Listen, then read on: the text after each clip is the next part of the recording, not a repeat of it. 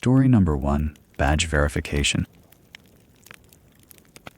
I was organizing patient files in the basement archive when he came down the stairs. It was 4:55 in the afternoon, that dead time when the hospital feels like it's already closed even though technically it's still open. I remember the time because I just checked my phone. He had a hospital IT badge clipped to his polo shirt, a laptop bag slung over one shoulder, and a clipboard under his arm. He looked like he was in his mid-40s, salt and pepper hair, the kind of face you see in hospitals all the time and forget immediately. He introduced himself and explained he needed to perform emergency server maintenance on our records system. Something about a security patch that had to be applied tonight before the morning backup cycle. I should have called up to verify, but honestly, this happened all the time. IT would schedule maintenance and forget to notify me, or the notification would get lost in my email, and I'd just have to deal with whoever showed up. It was annoying but routine. He mentioned that our network had been acting sluggish lately, which was true. He even said my supervisor's name, mentioned that she'd approved the after-hours access. That sealed it for me. Why would he know her name if he wasn't legitimate? He walked over to the server rack in the corner, while I went back to my filing. The archive is quiet, fluorescent, lit, with rows of metal shelves and the smell of old paper and climate control. I could hear him moving around, the soft click of his laptop opening, the occasional beep of equipment. All normal. But then I noticed something. He was standing very close to the server rack, and I caught a whiff of something chemical, sharp and artificial. I looked over and realized it was coming from his badge. The plastic was too glossy, too new. I've worn my hospital ID for 8 years. It's worn at the edges, the laminate is dull, the photo is slightly faded. His badge looked like it had been made that morning, and when I looked closer at the photo, the lighting was too perfect. The background too uniform. It looked like a professional headshot, not a standard ID photo. I told myself I was being paranoid. People get new badges all the time. Maybe his had been damaged. Maybe he was new to the IT department. But something had shifted. I was suddenly aware of where he was in the room, aware that I was alone down here with him. He finished whatever he was doing at the server rack and turned to me. He said he needed me to log into my workstation so he could verify my access permissions were configured correctly for the system update. He wanted to make sure everything synced properly with the new security protocols. I said I needed to check the maintenance schedule first. I reached for the phone on my desk. He moved closer, not aggressively, just closer. He said we should handle it quickly since he had other hospitals to visit tonight. His tone was patient, professional, the way someone sounds when they're trying to move past an inconvenience. I didn't pick up the phone. I just held my hand on it. He was still talking, explaining the technical details, but I wasn't really listening anymore. I was thinking about the badge. I was thinking about how easily he'd mentioned my supervisor's name. I was thinking about how no one knew he was down here. How no one knew I was down here. I told him no. I said I needed to verify this with IT directly before I gave anyone my login credentials. It was the right thing to say. It was the professional thing to say. But the way I said it came out shaky. He didn't react badly. He just nodded like he understood, like this was a reasonable request. But he didn't move away from me. He stayed where he was, watching me pick up the phone. I dialed the IT department. My hands were steady enough to do that. A woman answered. I told her an IT contractor was in the basement archive performing emergency server maintenance and I needed to verify his badge number. I read it off to her. There was a pause. A longer pause than there should have been. She said that badge number belonged to an employee who quit 6 months ago. I looked at him. He was still standing there, still calm, still professional. But something had changed in his face. It was subtle, just a slight tightening around his eyes. I backed toward my supervisor's office. He followed me, asking why I was making this difficult, why I was being like this when he was just doing his job. His voice was still even, still reasonable. But there was something underneath it now, something that made my skin contract. I got into the office and locked the door. It's a small room with a window that looks out into the archive.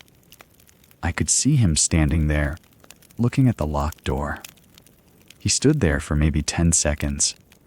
Then he walked to the server rack, grabbed his laptop bag, and headed toward the stairs. He moved quickly. Not running, but not leisurely either. I called security from the office phone. I told them there was an unauthorized person in the building. I gave them a description.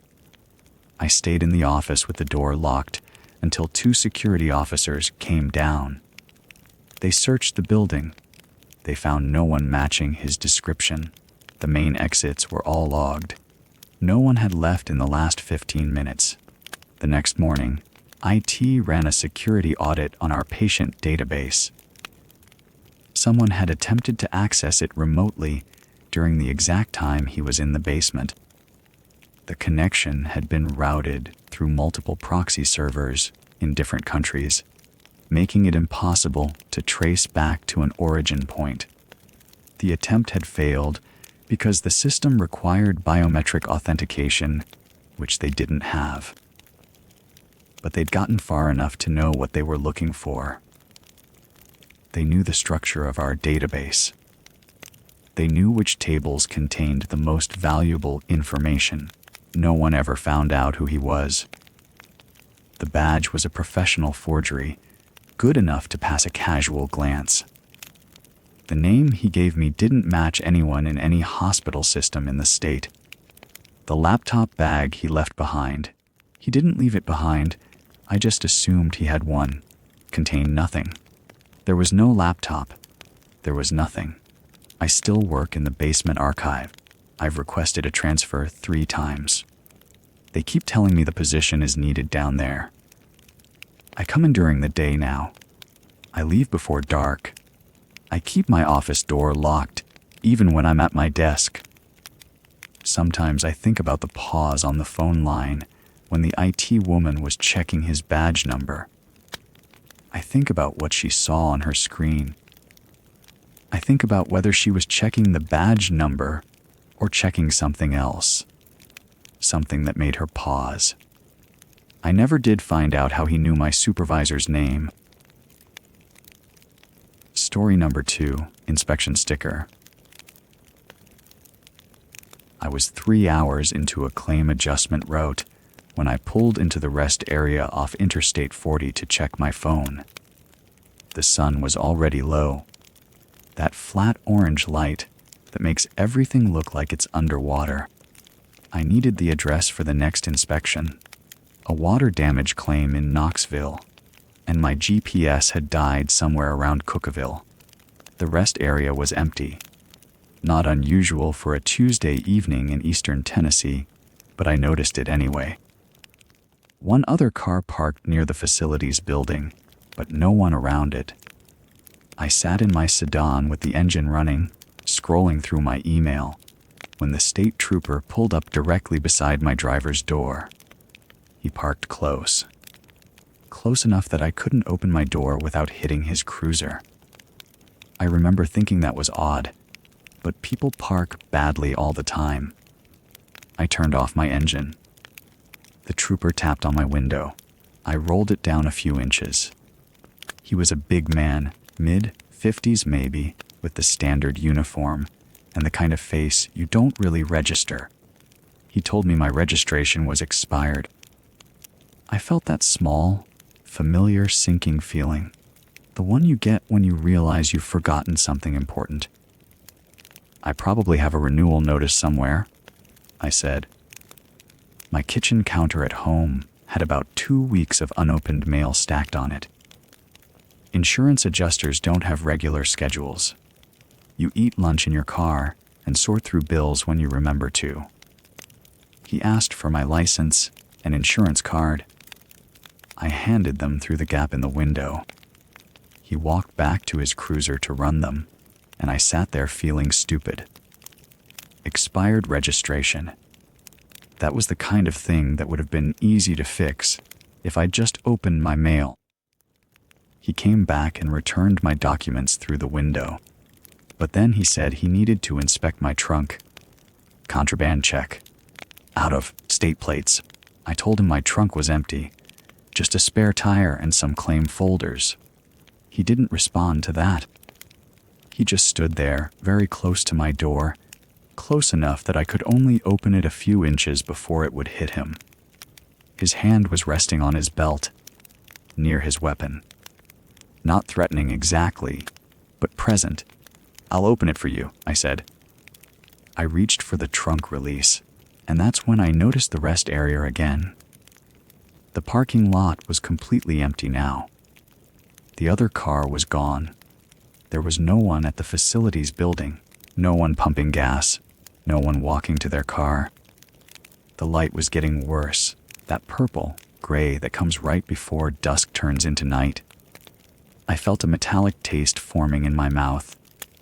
Not from anything he'd done, just from noticing that we were alone out here. He walked toward my trunk. I watched him in the side mirror. His hand was still resting on his gun. Then he stopped at the trunk and turned back toward me. He ordered me out of the car. His voice was different now, flatter. He said to open the trunk myself. He positioned himself between me and the driver's door, his hand on his weapon, and that's when I realized something that made the metallic taste sharper. His radio had never made a sound, not once since he'd arrived. No dispatch chatter, no codes. Nothing. State troopers' radios are always on. Always. I've been pulled over before. I know how this works. I said okay and reached for the door handle like I was going to get out. I was thinking about the fact that my doors were unlocked. I was thinking about the empty parking lot. I was thinking about how far the nearest town was and whether anyone would hear me if I yelled. Instead of opening the door, I dove back into the driver's seat, locked the doors, and hit the accelerator. He lunged for my door handle as I was pulling away. I felt his knuckles scrape against my window. The sound was sharp and real and wrong. I didn't look back. I just drove straight out of that rest area and onto the on-ramp for Interstate 40, pushing 90 miles per hour. I called 911 on speaker while I was driving. My voice sounded strange in my own ears. The dispatcher answered, and I told her what had happened. I told her there was a state trooper following me, that he'd ordered me out of my car at a rest area, that something was wrong. I looked in my rearview mirror. The cruiser was behind me, about 200 yards back. No lights, no sirens, just following. The dispatcher asked me to describe the vehicle. I did. She asked for the rest area location. I told her. Then she said something that made me grip the steering wheel harder. There are no patrol units assigned to that rest area tonight. No units in that sector at all. I kept driving. I told her I was heading to the next town with lights, somewhere open. She told me to do that. The cruiser was still behind me, still no lights, still just matching my speed.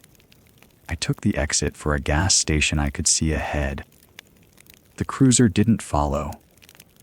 I watched it in my mirror as it stayed on the interstate, then disappeared behind a ridge. I sat in the gas station parking lot for 20 minutes before I could move. The dispatcher stayed on the line. A real patrol unit showed up eventually, a trooper who actually had his radio on, and he took a report. He said he'd check the rest area. He said it was probably nothing. He said sometimes people get spooked. 3 weeks later, my actual registration renewal arrived in the mail. It had never been expired. The renewal wasn't due for another 4 months. I still drive that route sometimes. I don't pull into that rest area anymore.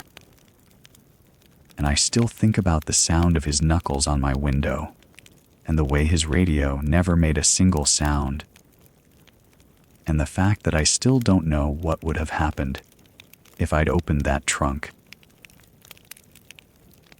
Story number 3, Credential review. I'd booked it online for $112, paid in cash to avoid the credit card fees, and the elderly clerk, maybe in her 70s, with reading glasses on a beaded chain, had barely looked up from her desk as she handed me a key attached to a plastic diamond with the number 14 stamped on it. I got to the Tidewater Inn around 11:30 at night. The flight from Portland had been delayed twice, and I was tired enough that the motel's faded blue exterior and the sound of the ocean somewhere beyond the parking lot felt almost welcoming. The office door locked behind me with a soft click. I heard the deadbolt slide into place. My room was clean enough. 2 double beds, a bathroom with rust stains around the drain, a window that looked out onto the parking lot, and the dark shape of trees beyond. I set my backpack on the luggage rack and sat on the edge of the nearest bed, still in my jacket. I wasn't planning to stay long. Just one night before driving down the coast tomorrow. I was already thinking about sleep when my phone buzzed. The call came from the front desk number. I knew it was the front desk because the reservation confirmation had included it. "Hi, this is the night manager," a man's voice said. Calm, professional.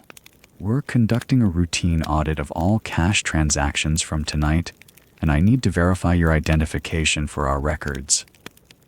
I was too tired to find this strange. "Oh, okay. Sure. I have you down as checking in at 11:45, paying $112 in 20s. Is that correct?"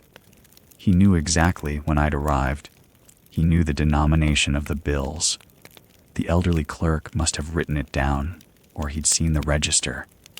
"Yes, that's right. I'll need to see a photo ID. Driver's license is fine." "I can bring it down to the office," I said. "Actually, the scanner's broken.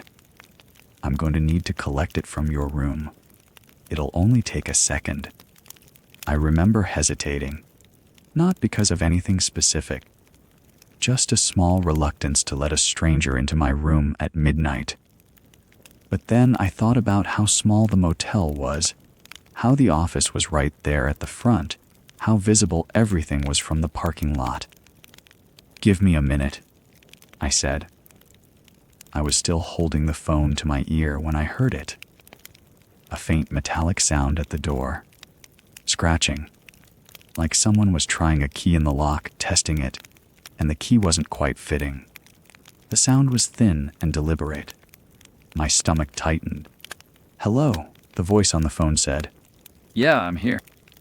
I looked at the door. The scratching had stopped. "I'm getting my wallet." "Great. I'll head over now." I didn't move. I sat there on the bed, phone still pressed to my ear, listening. The scratching didn't come back. Maybe I'd imagined it. Maybe it was the wind, or something in the lock, or the building settling. Old motels made sounds. That was normal. I got my wallet from my backpack and stood by the door, but I didn't open it. Through the peephole, I could see the empty walkway outside, the parking lot beyond, my car parked 3 spaces down. "I'm outside your room now," the voice said. I looked through the peephole again.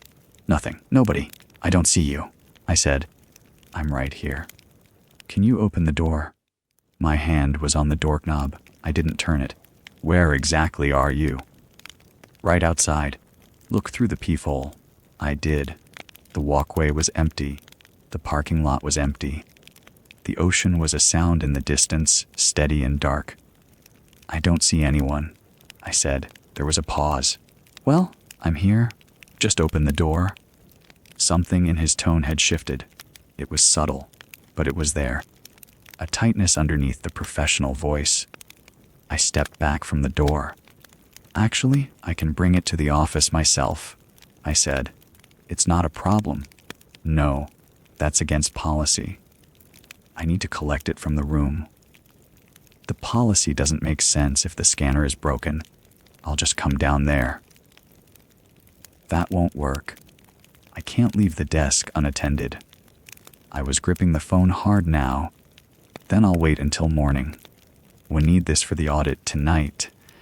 Then I need to call the main office and verify this is actually required. Silence. 5 full seconds of silence. Then the line went dead. I stood there in the middle of the room, phone still pressed to my ear, listening to nothing. The scratching sound didn't come back. The walkway outside remained empty. I locked the deadbolt on the door and wedged the desk chair under the handle, angling it so that the back of the chair was pressed against the door frame. It wouldn't stop someone determined, but it would make noise if they tried. I didn't sleep. I sat on the bed with my phone in my hand, the door in my line of sight, and I waited for morning. I told myself it was probably fine. Probably a misunderstanding. Probably the night manager was just doing his job and I was being paranoid because I was tired and alone and the ocean sounded like something breathing outside. But I didn't believe that. Not really. When the elderly clerk unlocked the office at 7 in the morning, I went straight down there.